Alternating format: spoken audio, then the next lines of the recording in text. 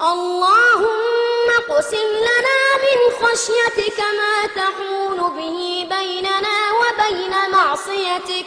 ومن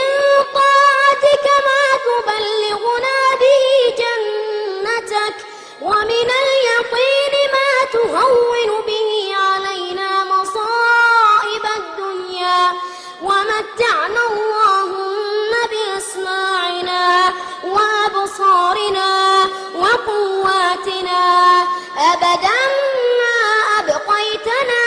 واجعله الوارث منا، واجعل ثأرنا على من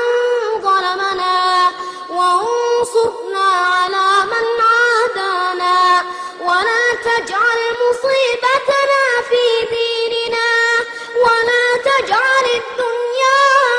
أكبر همنا ولا مبلغ علمنا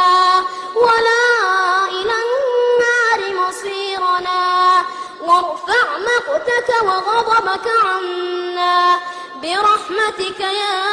أرحم الراحمين.